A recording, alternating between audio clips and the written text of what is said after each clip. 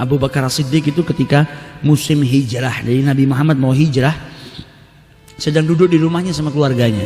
Tiba-tiba dapat kabar kalau Nabi Muhammad jalan menuju ke arah rumahnya, pakai kerudung, ditutup mukanya. Dalam keadaan siang hari yang panas. Kata Sayyidina Abu Bakar apa? Ini nggak mungkin Nabi Muhammad datang di jam seperti ini. Bukan biasanya beliau datang di saat seperti ini. Maka beliau nggak mungkin datang kecuali ada perihal atau perkara yang penting. Ternyata betul Nabi Muhammad ngabarin kalau dirinya sudah diizinkan oleh Allah untuk hijrah. Sayyidina Abu Bakar terpilih menjadi sahabat yang menemani hijrahnya Nabi Muhammad SAW. Maka saking bahagianya beliau meneteskan air mata, nangis. Saking bahagianya beliau nangis sampai putri beliau Sayyidah Aisyah berkata apa? Faraitu Abu Bakrin yabki, aku ngelihat ayahku Abu Bakar itu menangis. Wa ma kuntu ahsibu anna ahadan yabki minal farah, dan sebelumnya saya nggak pernah ngira kalau ada orang yang menangis karena bahagia. Selama ini yang saya tahu nangis itu karena sedih, tapi hari ini saya mendapati ternyata di balik kebahagiaan itu ada tangisan, ada tetesan air mata. Jadi Sayyidina Abu Bakar saking bahagianya terpilih menjadi sahabat yang nemeni Nabi Muhammad, saking bahagianya sampai dia nangis. Nah ini nunjukkan cinta kepada Nabi Muhammad. Karena apa? Ketika Abu Bakar dikabari sama Rasulullah, engkau nemenin saya hijrah, Abu Bakar sadar perjalanan ini bukan perjalanan jalan-jalan, ini perjalanan yang membahayakan. Karena yang paling dikejar oleh orang-orang kafir Nabi Muhammad. Abu Bakar sadar ini perjalanan gak gampang, ada bahaya, ribuan bahaya yang ada di hadapannya. Bakal dikejar musuh, bakal dibunuh, bakal capek, bakal ngelakuin perjalanannya panjang.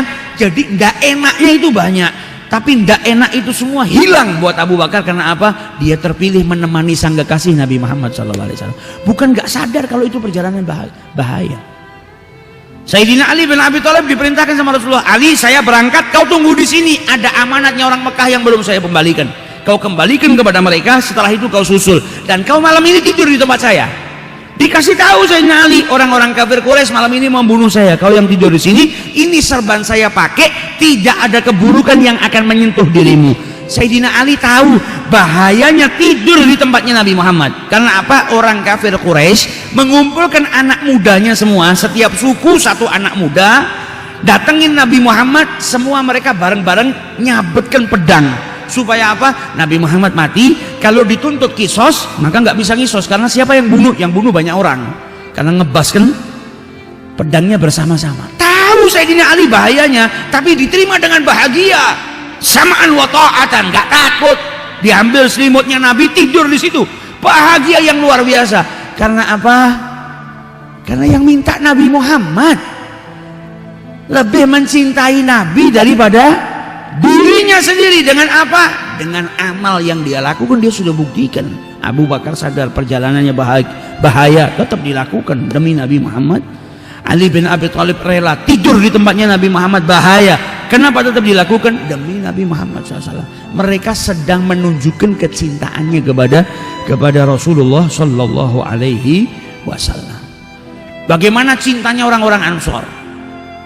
Orang-orang Ansor ini dapat kabar Nabi Muhammad sudah mau hijrah. Kalau zaman sekarang kan enak, ada WhatsApp. Kita mau pergi ke Surabaya, ngasih tahu kereta saya berangkat tanggal 12 jam 7 pagi, insya Allah setengah 11 saya sampai di stasiun Surabaya. Kalau dulu kan nggak ada. Mereka cuma dengar Nabi Muhammad diizinkan untuk hijrah. Nabi mampir dulu sembunyi di gua. Setelah itu tidak melalui perjalanan atau jalan yang biasa dilalui, karena Nabi harus lewat tepi pantai dengan seorang penunjuk jalan, karena beliau dikejar sama orang-orang musyrik. Belum lagi cintanya Abu Bakar As-Siddiq yang diriwayatkan oleh seseorang yang ngejar Nabi Muhammad, ngajar mau bunuh Nabi. Ketika kudanya dekat dengan Nabi Muhammad, dia ngeriwayatkan, saya waktu ngejar Nabi Muhammad, kuda saya sudah dekat sekitar dua tombak, jaraknya sekitar 2 tombak. Ini orang yang deketin Nabi Muhammad, mau nangkep Nabi Muhammad, ngeriwayatkan, saya ngelihat Abu Bakar nangis. Setiap kali kudanya orang ini mendekat kepada Nabi Muhammad, Abu Bakar nangis. Sampai ditanya sama Nabi Muhammad, mayuki, apa yang buat kau nangis? Demi Allah ya Rasulullah, saya nangis bukan karena saya takut diri saya yang binasa, tapi saya nangis karena takut kehilangan dirimu. Saya takut engkau tertimpa bahaya. Dia tunjukkan cintanya kepada Nabi Muhammad SAW.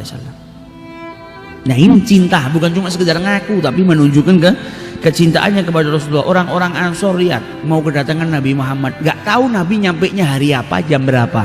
Tiap pagi keluar di musim panas yang luar biasa, keluar dari rumahnya berbondong-bondong ke pintu masuk, nunggu di situ dengan terik matahari yang luar biasa. Ditunggu sampai datang waktu sore, Nabi nggak datang, mereka pulang ke rumahnya. Besok datang lagi, nunggu lagi berjam-jam. Oh Nabi nggak datang, pulang lagi ke rumahnya. Ditunggu lagi berjam-jam tiap hari dan tidak pernah bosan.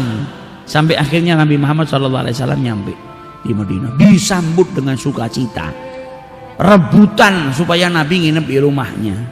Sampai akhirnya rumahnya Abu Ayyub yang terpilih. Rumah Abu Ayyub terpilih. Abu Ayyub nggak mau tinggal di bawah, nggak mau tinggal di atas. Ya Rasulullah, rumah saya 2 lantai, kau di atas, saya di bawah. Itu pun karena cinta. Minta Nabi tinggal di atas bukan di bawah karena cinta.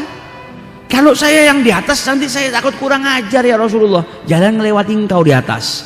Saya takut kalau saya jalan debunya nanti ngotorin kepalamu. Saya takut kalau saya tinggal di ruangan atas, kalau ada wahyu turun saya jadi penghalang. Nabi Muhammad nggak mau, saya di bawah aja supaya yang silaturahmi kepada saya gampang. Jadi Nabi milih ruangan bawah bukan karena ruangannya lebih bagus, mikirkan orang Madinah yang mau silaturahmi sama beliau biar nggak kesusahan naik-naik ke atas. Cintanya Nabi sama umatnya sampai seperti itu. Abu Ayyub naik di atas, kata istrinya Abu Ayyub, selama kami tinggal di atas, Abu Ayyub jalan di ruangan tuh ngelewatin tengah nggak pernah.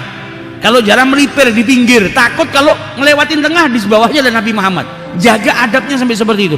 Kalau jalan pelan-pelan, takut apa? Kalau kebantaran, rumahnya orang dulu kan dari tanah, takut ada debu yang ngotorin kepalanya Nabi Muhammad. Sampai pada suatu malam tempat nyimpen airnya pecah, maka beliau bersihkan, keringkan air tadi dengan pakaiannya semuanya. Di musim dingin selimutnya pun dipakai buat ngeringkan, takut airnya bocor netesin Nabi Muhammad. Besok kan harinya turun, tidak kuat ya Rasulullah, saya nggak mampu tinggal di atas, takut kurang ajar. Hub, cinta yang jadikan seperti ini. Bukan karena ruangan atas lebih jelek, saya nggak mampu ya Rasul, kau naik ke atas, saya yang di bawah. Akhirnya Nabi Muhammad pindah pun karena apa? Karena permintaan sahibul bait, permintaan tuan rumah. Jadi nggak pernah milih sendiri Nabi Muhammad, nggak pernah saya tinggal di bawah karena apa? Karena nggak menyusahin umatnya yang silaturahmi. Pindah ke atas karena permintaan sahibul bait, bukan beliau yang milih. Nggak kayak kita mau kondangan aja tanya nginepnya di mana, ada AC-nya nggak, kamar mandi dalam nggak, ada ini nggak. Nabi Muhammad nggak pakai milih, di bawah buat umatnya, di atas buat umatnya.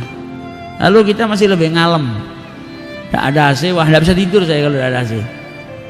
Nggak ada kamar mandi, wah saya nggak bisa kamar mandi di luar.